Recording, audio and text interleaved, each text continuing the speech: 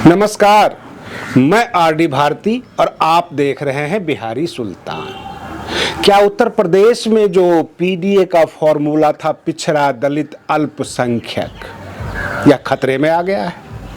राजस्थान में जो नागौर के सांसद हैं हनुमान बेनीवाल, क्या उनका जो आंदोलन है पिछले 7 दिनों से वो आंदोलनरत थे, क्या वो गलत था? टीकाराम जूली जो नेता प्रतिपक्ष हैं राजस्थान में, उन्होंने सदन में माफी मांगी, जिसपे बौखला गया पूरा राजस्थान के बेरोजगार युवा। और मैं आपको लेके चलता हूं, डॉक्टर उदित राज बार बार हमला करते हैं। आज तो उन्होंने बिहार के बहुजन समाज को मिलिटेंट नक्सली तक कह दिया। बहन मायावती जी के आंदोलन को उन्होंने स्वार्थ भरा आंदोलन बताया, साबित करने की पूरी कोशिश की। तो मैं आपको बता रहा हूं कि उत्तर प्रदेश में एक हमला हुआ मथुरा में, जगजाहिर है 2 दलित बेटियों के ऊपर मंडप पे हमला किया गया, अपराधियों के द्वारा किया गया। 15 नामजद आरोपी थे और यूपी पुलिस ने उन्हें गिरफ्तार करके सलाखों के पीछे भी भेज दिया। बसपा के जो प्रदेश अध्यक्ष थे वो गए भी, परिवार को सांत्वना दिया और इस स्थिति से उबरने में उन्होंने सहायता का आश्वासन दिया। उसके बाद जो घटनाक्रम निकल कर आती है, चंद्रशेखर आजाद वहां पर जाते हैं, लाखों की भीड़ लग जाती है, फिर उनके काफिले पर पथराव किया जाता है। कहने का तात्पर्य मेरा यह है कि उत्तर प्रदेश में दलित और यादव आमने सामने आ गए हैं, एक दूसरे के ऊपर तीर तरकस तान दिए हैं। तो ये अखिलेश यादव जी का जो है पीडीए यानी पिछड़ा दलित अल्पसंख्यक, ये खोखला है, इसमें कोई दम नहीं था। और उत्तर प्रदेश विधानसभा के सदन में जो है ये कहा गया, एक विधायक के द्वारा सवाल किया गया कि अखिलेश यादव चुप इसलिए हैं क्योंकि उसमें से एक आरोपी जो है पिस्तौल यादव, वो सपा का नेता है। कितना सच कितना झूठ हमारे दर्शक बेहतर समझते हैं, बता सकते हैं। उत्तर प्रदेश में पिछड़ा और दलित, कहने का मतलब यह है कि दलित और यादव आमने सामने हैं मथुरा के मामले को लेकर। आपराधिक घटनाएं हुई और उसमें पुलिस ने अपनी कार्रवाई की, लेकिन जब चंद्रशेखर आजाद पहुंचते हैं, वहां पर भाषण देते हैं, उनका बहुत बड़ा काफिला था, उस पर पत्थरबाजी होती है, तो कहीं न कहीं से बहुजन समाज, अंबेडकरवाद और मनुवाद आमने सामने है। टकराव की स्थिति तो है ही। अब लगे हाथ पत्रकारों ने पहुंच गए डॉक्टर उदित राज के पास। डॉक्टर उदित राज एक IRS है, रेवेन्यू अधिकारी रह चुके हैं, भाजपा के पूर्व सांसद, माननीय भी रह चुके हैं वो। और डॉक्टर उदित राज वर्तमान में कांग्रेस के नेता हैं, परिसंघ भी चलाते हैं, डोमा परिसंघ। लेकिन आजकल जो हम देख रहे हैं कि उनकी जुबान ज्यादा फिसल रही है। मैं ये तो नहीं कह सकता कि उन्हें अंग्रेजी नहीं आती, लेकिन पत्रकारों के सवाल के जवाब में उन्होंने बहुजन समाज के लोगों को मिलिटेंट कहा। और जब पत्रकारों ने कुरेद के पूछा कि सर आप समझते हैं मिलिटेंट का मतलब, कहते हैं हाँ, जो नक्सली वगैरह होता है इसका मतलब खूब समझ रहे थे। तो क्या ये नक्सलियों के लिए माननीय काशीराम, बहन मायावती जी ने इतना संघर्ष किया था? क्या ये SC ST class Bahujan Samaj के लोग नक्सली है? ये तो डॉक्टर उदित राज जी ने कहा है और उनका वीडियो वायरल भी हो रहा है। तो उन्होंने नक्सलियों की लाइन में लाकर खड़ा कर दिया SC ST समाज का, जो शोषित, वंचित, पीड़ित हैं, सत्ता से अपना अधिकार, हक मांगते हैं, विनम्रता पूर्वक मांगते हैं, जो पिछले 70 सालों से उन्हें नहीं मिल रहा है। कहने का मतलब यह है कि वह भीख भी मांगता है हाकिमों के लहजे में, और हम अपना हक और अधिकार भी कितने तहजीब से मांगते हैं, ये एक शायर ने कहा है।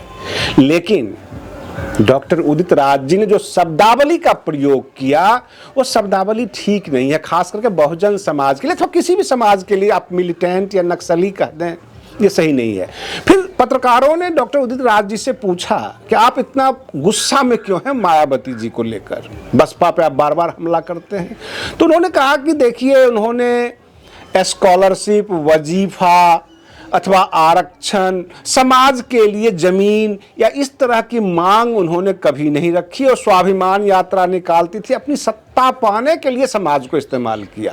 हम लोग संघर्ष करते हैं समाज के लिए। जितने सवाल हम 5 साल के सांसदी में कर दिए, उन्होंने पूरे जीवन में नहीं किया समाज के लिए। तो वो समाज के लिए नहीं लड़ती हैं। फिर पत्रकारों ने कहा कि क्या कांग्रेस और बसपा का गठबंधन होने वाला है? आप बोल दीजिए, आप कांग्रेस के नेता हैं। वो कहते हैं कि कांग्रेस तो चाहती है, कांग्रेस गठबंधन में आना चाहती है, परंतु बहन मायावती जी डरी हुई हैं, इनकम टैक्स, ईडी, सीबीआई सबसे डरी हुई है, वो कभी नहीं करेंगी। तो टोटल उन्होंने आरोप लगा दिया और इस तरह से डॉक्टर उदित राज फिर से सुर्खियों में आ गए। फिर हंगामे होंगे, लोग चीखेंगे, चिल्लाएंगे। खास करके बिहार के बहुजन समाज के लोग जो बहुजन चिंतक हैं, उनको तो ये बुरा लगेगा ही। आप थोड़ी दिन पहले आपने एक टीचर मैडम थी, उन्होंने बिहार के मामले में बड़ा बुरा बोला। आज डॉक्टर उदित राज जी ने सीधे तौर पर कह दिया नक्सली हैं बिहार के बहुजन। तो ये गलत चीज है। अब हनुमान बेनीवाल जो नागौर से सांसद हैं, राजस्थान में एक एसआई भर्ती घोटाला सुर्खियों में आ गया है। ओबीसी छात्रों के लिए आरक्षण के लिए हनुमान बेनीवाल संघर्षरत हैं और आजकल एक नया ट्रेंड हो गया है भाजपा का, राजस्थान में भी और दिल्ली में भी। दिल्ली में तो पूरे 22 विधायकों को ही सस्पेंड कर दिया। जो आम आदमी पार्टी के जीत के आए नए नए विधायक 22 पूरे विधायकों को ही, यानी 22 के 22 को ही सस्पेंड कर दिया। उधर राजस्थान में भी भाजपा की सरकार है और कांग्रेस जो है वहां के टीकाराम जूली जो है वह नेता प्रतिपक्ष है कांग्रेस की तरफ से, क्योंकि कांग्रेस विपक्ष में है, भाजपा सरकार में है। और जब यह ओबीसी आरक्षण का मसला, छात्रों का मसला उठा, हंगामे हुए, तो सस्पेंशन के डर से टीकाराम जूली ने जो है माफी मांगी सदन में, जो कि हनुमान बेनीवाल जी को अच्छा नहीं लगा। हनुमान बेनीवाल के पीछे लाखों छात्र अपनी भविष्य को देखते हुए उनके पीछे खड़े हैं। हनुमान बेनीवाल को वो अपना भविष्य समझते हैं। वो सोचते हैं कि जो एसआई भर्ती घोटाला हुआ है राजस्थान में, हनुमान बेनीवाल इसमें कोई न कोई हल निकाल लेंगे और छात्रों को वो लीड भी करते हैं, बहुत पसंद करते हैं छात्र, खास करके राजस्थान के युवा। अब 7 दिन के बाद वो आंदोलन खत्म हो जाता है। तो हनुमान बेनीवाल जी का जो है एक्स पे ट्वीट आता है कि जब माफी ही मांगनी थी तो 7 दिन तक ये हमको नौटंकी को करवाया, धरना प्रदर्शन, भूखे रहे, परेशान रहे, और जो नेता प्रतिपक्ष हैं वो जाके सरेंडर कर जाते हैं, वो माफी मांगने लग जाते हैं।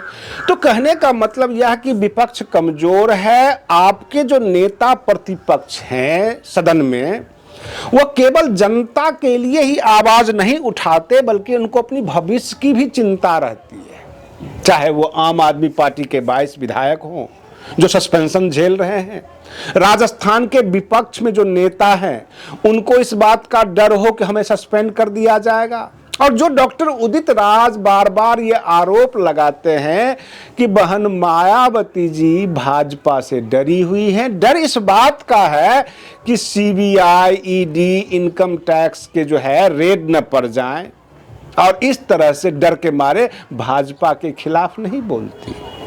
अब रही बात ये कि बहुत सारे पत्रकारों ने सवाल किया बहन मायावती जी से कि आप भाजपा के ऊपर हमलावर क्यों नहीं होती।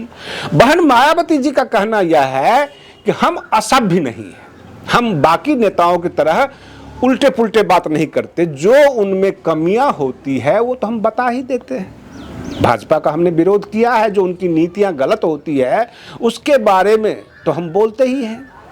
और सबसे बड़ी बात यह है कि कांग्रेस की जो नीतियां गलत रही है उसके ऊपर भी हम बोलते हैं। तो कांग्रेस के खिलाफ जब बोलते हैं तो विपक्ष को बड़ी मिर्ची लग जाती है। जब भाजपा के खिलाफ बोलते हैं तो वो ये चाहते हैं कि बहन मायावती जी असभ्य तरीके से, जिस तरह से गालीबाज नेता वगैरह होते हैं, बहन मायावती जी भी भाजपा के खिलाफ बोले।